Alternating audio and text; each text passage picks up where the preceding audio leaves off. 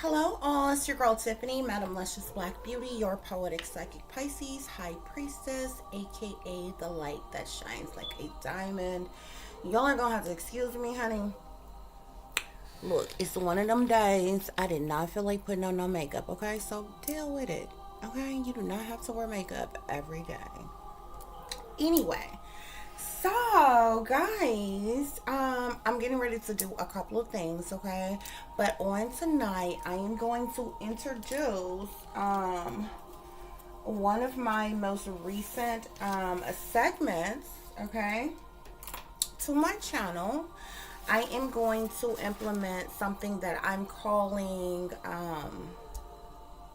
story time with the poetic psychic Pisces high priestess. Okay, so these are going to be original stories that I have created, okay, by yours truly, which is myself, and I'm going to recite these stories to you all. Okay, so these are like off the dome stories, okay. Nobody else's work, okay. I have no need to copy off of anybody else. Let's just get that understood, okay.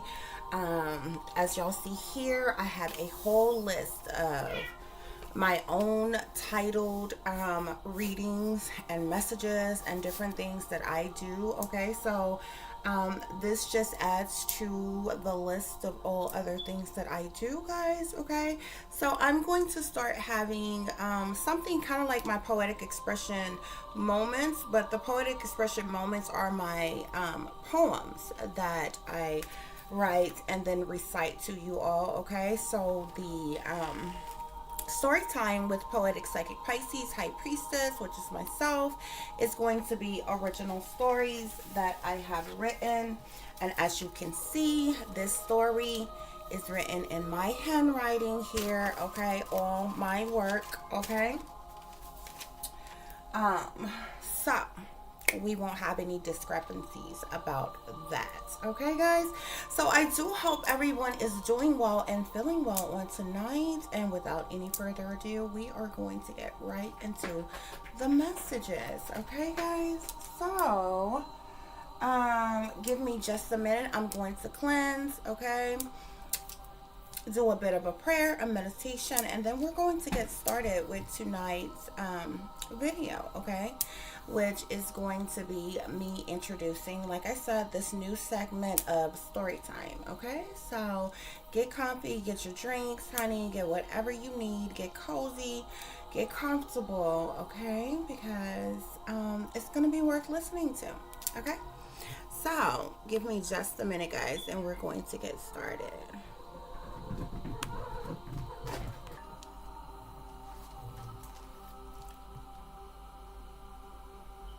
Tonight's storytime title is The Oceanic Murderous Mermaid. A lonely but radiantly beautiful, mystical colored mermaid, isolated in a royal area of the sea all on her own. Meanwhile, all the other pools of fish are long gone in tribes of their own. However, this dazzling mermaid, now like a fish out of water, without a merman to guide her, is roaming about in a wondrous, wicked world, trying to find her way. Yet along her path, in what seems to be an endless journey to nowhere, comes the danger of enemies whom seek to hurt, lead astray, and distract her. No matter the obstacles in her way, this mermaid is used to being betrayed. Amongst her life's quests, many have she encountered to cause her distress. Her neglectful father, the water barrier, absent from her life. Her mean and surly mother, the flaming water scorcher, jealous, hateful, and mistreated her all her life. Then are the envious, evil siblings, full of backstabbing, betrayal, disloyalty, and spite. Nevertheless, heartbroken in hand, this mermaid swam away from the unfortunate drama from her childhood a long time ago.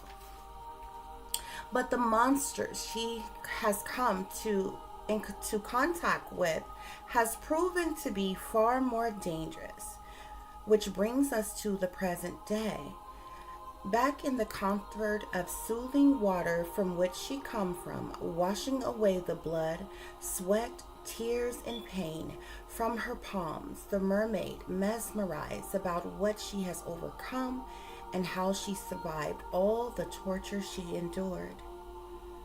It was the middle of summer, on a hot but windy day, when a mermaid minding her own business met a snake. This sleek, black, shiny snake was so smooth as they come, slithering away, whispering his sweet nothings in the hopes of getting what he wants. Just as nice as can be, however a little naive, the mermaid gave the snake the time of day, whom eagerly wrapped himself tight around her all the way to her neck. In that moment, while the snake stared at the mermaid face to face, he strangled her tighter and tighter. And before she knew it, while gasping for a breath of air, that big black snake viciously gave her a bite in an attempt to take the mermaid's life. And after the damage was done, the mermaid left limp, numb, and laying there motionless. That sneaky snake loosened his grip, thinking the poor mermaid was done for. Yet that snake had no idea the kind of power the mermaid had inside of her. He eventually slithered away, and being the natural healer the mermaids are, she healed from that snake bite, determined to never be fooled by the snakes of the world again. Going about her way with a valuable lesson learned, along came a wolf whom was clearly disturbed. But the mermaid, in all of her grace, sought to help the wolf, whom reached out to her for a shoulder to lean and cry on. The mermaid listened to all the wolf's woes, giving him wise counsel, feeding him, and providing care that he had never had before. He accompanied the mermaid one night, then two, but on the third day, as the clock struck 6, the wolf's drunken rants turned into a fight, violent with rage. The wolf screamed in anger, letting out the most awful growls, and in a blink of the mermaid's eyes, the wolf began to throw punch after punch with his big, large, bare paws, scratching and scraping, bruising and abusing the mermaid that had done nothing more than give him all. The mermaid, saddened with pain in her eyes, fought back that wolf with everything she had. Shocked at the strength the mermaid had, the cowardly wolf finally left her alone, but not before he ravaged her home. While healing once again, the mermaid thought to herself, "This too shall pass." Only now the sweet mermaid, whom once had high hopes, has filled with rage and a ruthlessness, cutthroat mentality, which has replaced her pain. Taking a vow to remain guarded from now on, in the back of her mind she knew, regardless to the heartache and pain, life must go on.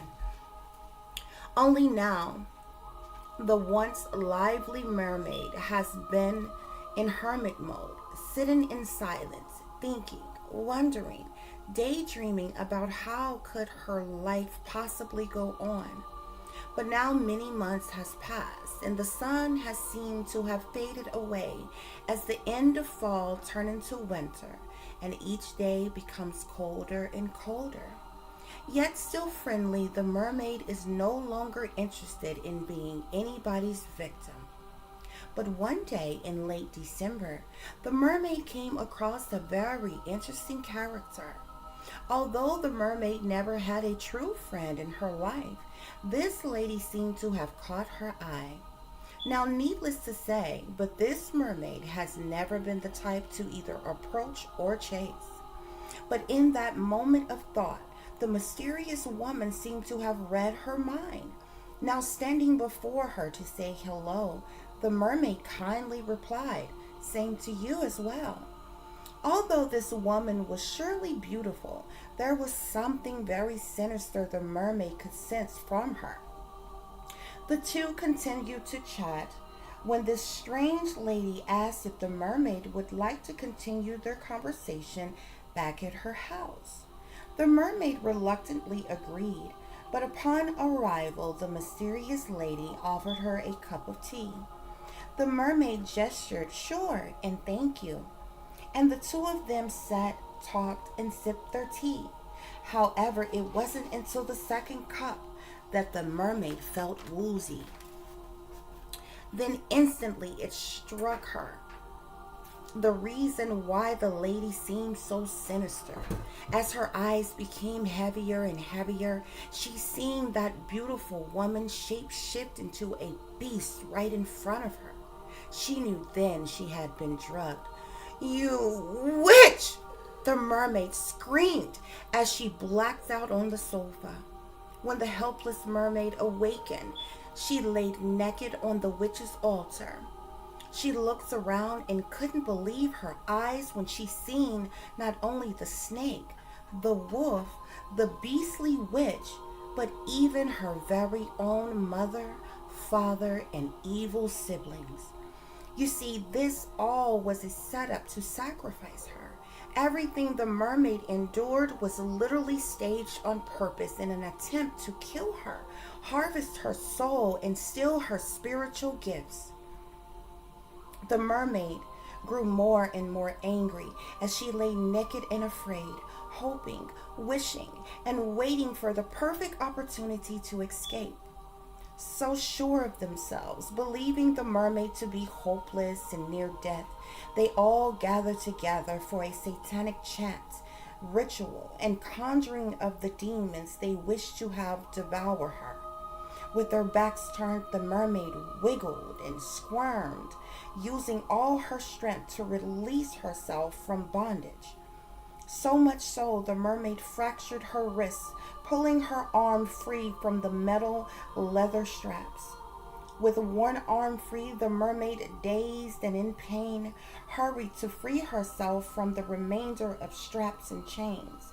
By the time the mermaid removed all the bondage, the snake was the first to turn around and see her escaping. Slithering as fast as he could, he rushed towards the mermaid in a haste.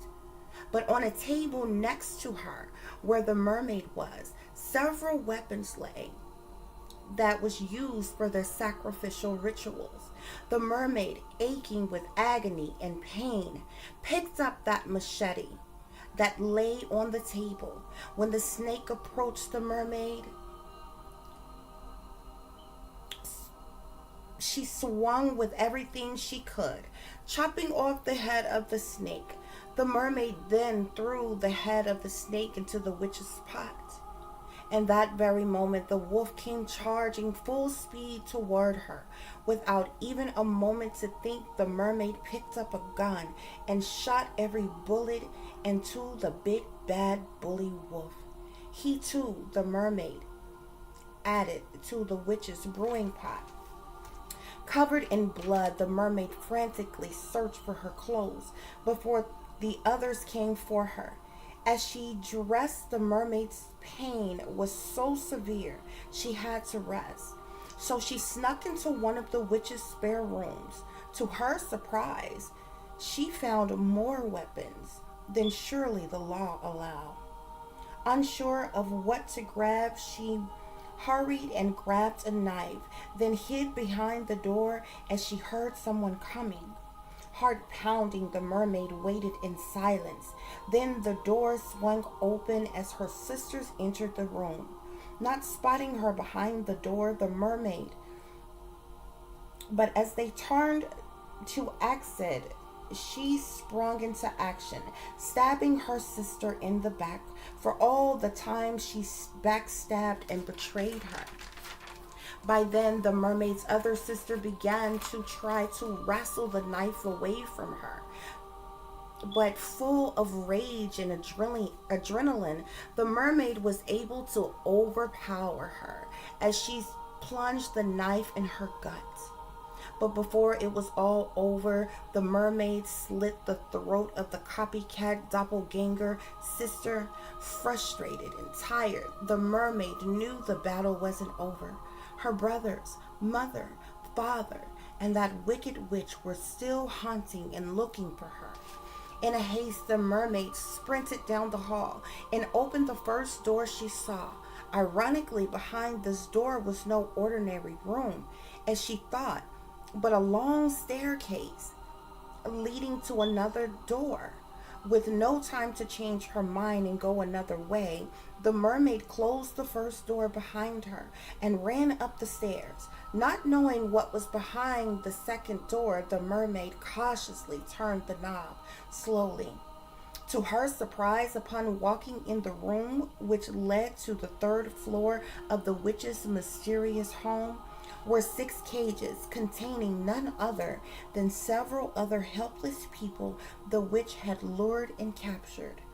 Determined to free them, the mermaid nervously looked around the dimly lit room for a key to unlock the cages.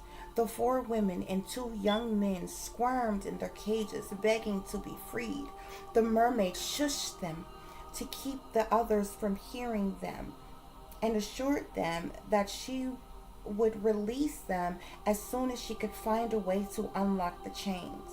In that moment, a young boy said, "Look in the drawer next to the door. The witch always put the keys there." Sure enough, the mermaid found the keys in the drawer just where the young boy said they would be. Running out of time, the mermaid hurried to unlock every cage. The 7 of them huddled up together to come up with a plan to escape the horrid mansion. The only problem was the wicked witch, the mermaid's parents, and 3 brothers whom stood in their way. So the team of them looked around the room for anything they could use as weapons.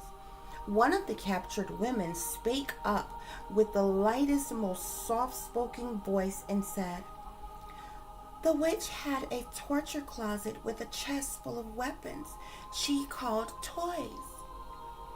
Behind a curtain one would have thought to be a window, yet was another door to a large walk-in closet. This closet was equipped with all kinds of malicious things and set up as a torture room to abuse her victims. The group of them found whips, chains, straps, gags, saws, power tools, knives of all sizes, guns, poisons, and so much more. In shock, the mermaid thought, "Oh my God, the witch is a sadist." They grabbed all the weapons they could carry, and one right after another, they made their way down the stairs. Once they got to the second door on the bottom floor, they could hear the voices of the witch and others angrily discussing how and where to find the mermaid. At this point, it hadn't dawned on the witch that the mermaid found her chamber room of horror. They thought the mermaid was merely hiding. The group of them waited anxiously by the door until they heard the voices fade away into another room. All at once, they quietly opened the door and crept down the hall. The witch and others decided to split up to hunt for the mermaid, thinking that decision was smart on their part. In fact, it gave the victims the perfect opportunity to attack them one by one.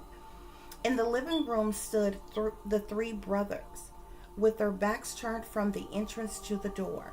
The mermaid told the group, "Okay, on the count of 3, we are going to ambush them all at once." The group agreed. 1, 2, 3. And all 7 of them ran towards the brothers, whom quickly turned around to defend themselves. The first brother was hit in the head with an axe by the young men in the group. 2 of the women launched at the second brother, one cracking him in the chest with the whip, while the other lady sliced the back of his ankles. When he fell to the ground, the pair of the ladies stabbed him repeatedly, 120 times. The mermaid, with the electric saw in her hand, along with the other two women, one with a sledgehammer and the other with a bow and arrow, all charged toward the third brother. The lady with the bow shot, landing the arrow right in the stomach of the brother. The other lady took the hammer and shattered his knees. But after all the mermaid's brothers sent her through, she wasn't satisfied until she saw poor brother sawed in half. Blood and guts was everywhere, but it was what had to be done if the group of them were going to make it out of this haunted mansion alive. Tired and shaken with fear, they all tiptoed towards the kitchen where Mother Dearest and Deadbeat Father were. But as they approached the dining room, the witch turned a corner, outraged all at once to see her captured victims free, and the mermaid all at once. She screamed and cursed tongue a spell upon all of us. Mother and Father heard the commotion and hurried in to see what was going on. "What are we going to do now?" said one of the women. The mermaid told the men to attack the witch, seeing that they were the strongest, but don't kill her just yet, and the rest of them would deal with Mother and Father. They all ran towards one another all at the same time. Having them outnumbered surely benefited us more. The women circled the Mother and Father duo, both of which yelling their obscenities. The young men tackled the witch and tied, bound, and gagged her to a chair at the table next to her cauldron. Then they all slaughtered the mother and the father, and in the process chopping off their head, arms, legs, and other limbs. Mission complete. The group cheered in excitement, yet and still with one last task to conquer. They gathered the bodies of the three brothers, two sisters, the snake, the wolf, and the mother and father, laying their bodies on the table in front of the witch. They chopped the body parts into pieces and added them to the witch's stew pot of brew, while allowing the gross simmering of body parts to tender. They prepared the table before the wicked witch for her feast. The mermaid served the witch a steamy hot cup of tea laced with arsenic poisoning, and the rest of the group found a big soup bowl that included the ingredients from her pot. Before feeding the witch the awful concoction, the Secret Seven gave her a dose of her own medicine, beating her with whips and chains, torturing her body slowly as she had did those she had in cages. And finally, the grand finale had come. The Secret Seven fed the witch the remains of her counterparts, topping it off with a big gulp of tea, which killed the witch slow and steady. The mermaid, kind nature returned, as she and the witch's other victims gladly left that old house of horrors.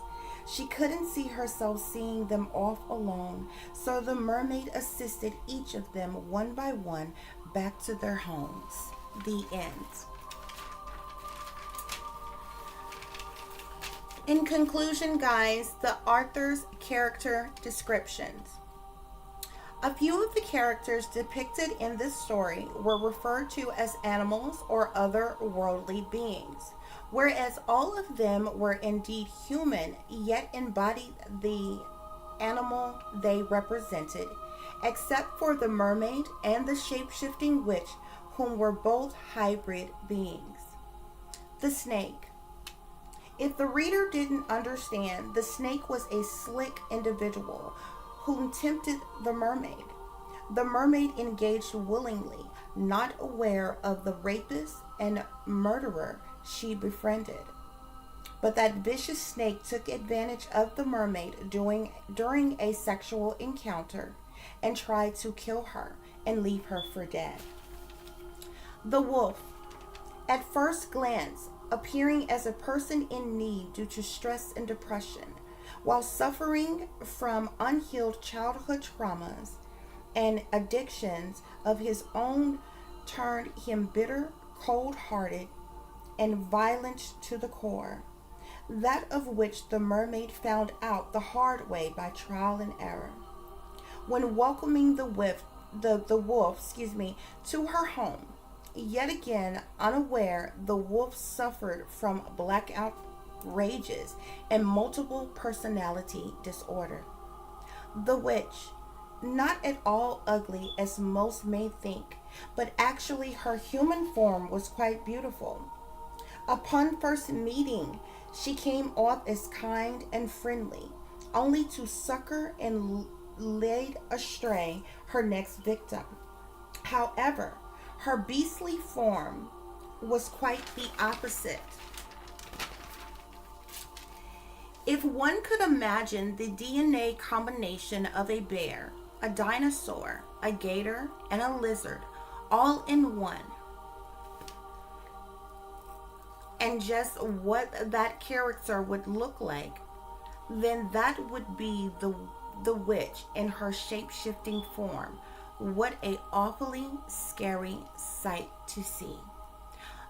Evil mother dearest, evil deadbeat dad, 3 wicked sisters, and 3 demonic brothers were all human indeed, but their hateful nature and abusive ways towards the mermaid was definitely unfair and unjust. The mermaid was treated like an orphan, an scapegoat and black sheep of the family. They all were jealous, envious, and hated her because of her spiritual gifts, beauty, and power. All of them stopped at nothing to betray the mermaid. Disloyalty, lies, and deceptions is how they tortured her every day. And even after they isolated her and left her alone with nothing and no one, they continued their attempts to try to end her life.